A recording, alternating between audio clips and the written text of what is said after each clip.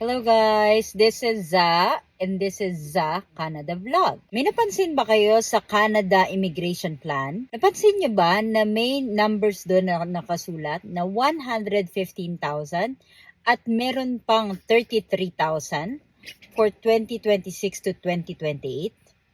Ano to? Secret ba to? Or may tinatago bang ang immigration sa atin? Yan ang i-decode natin dito sa channel na to. Abangan!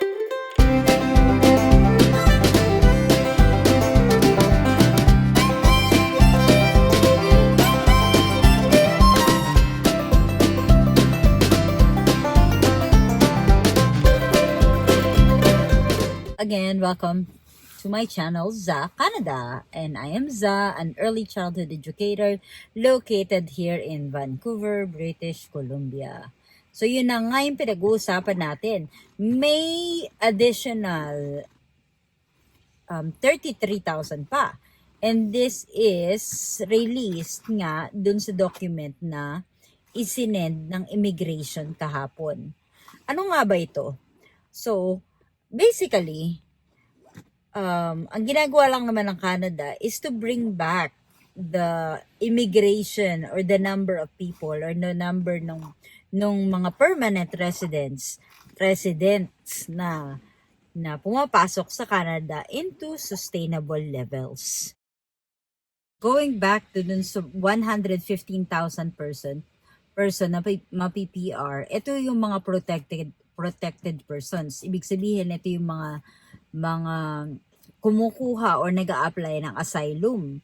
Ano ba yung mga asylum? Ito yung mga refugees, yung galing na hindi na sila makabalik sa sarili nilang bansa, na may issue sa bansa nila, na mas safe sila dito sa Canada kesa pabalikin sila sa country kung saan sila nagmula. Again, may application yan. Hindi yan basta-basta ni i-apply.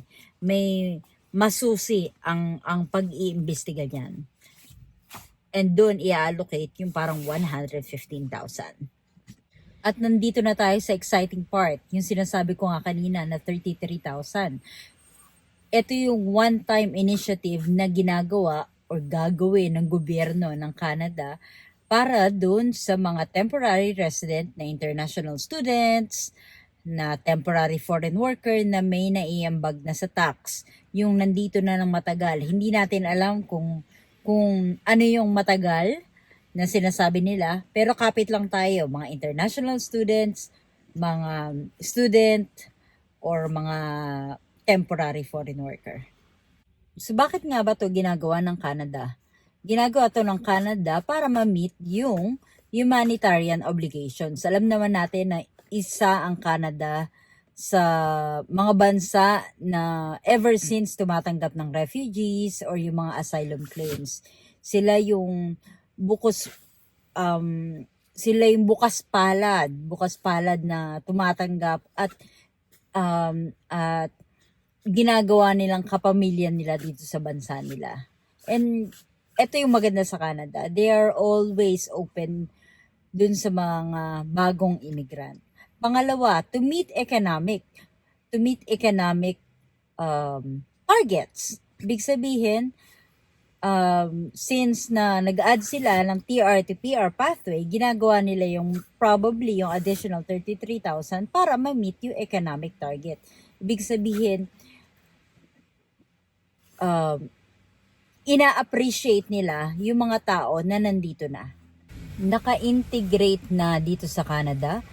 At explain ko lang yan. Ibig sabihin na naka-integrate na dito sa Canada is hindi na sila magiging problema pa sa housing.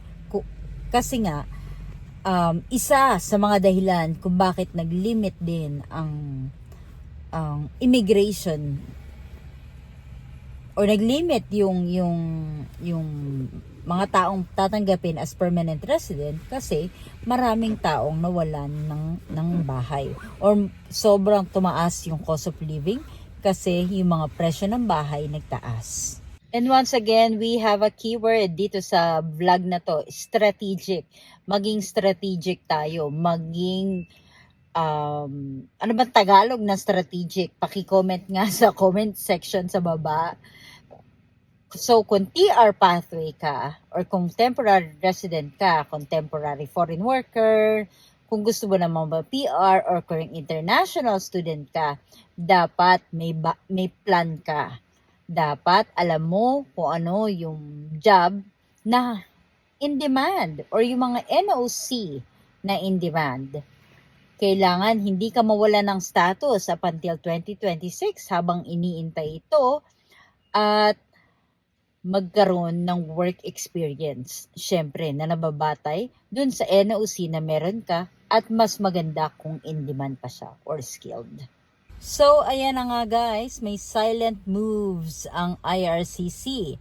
So, 115,000 plus 33,000 equals 148,000. Galing ko mag-math, no?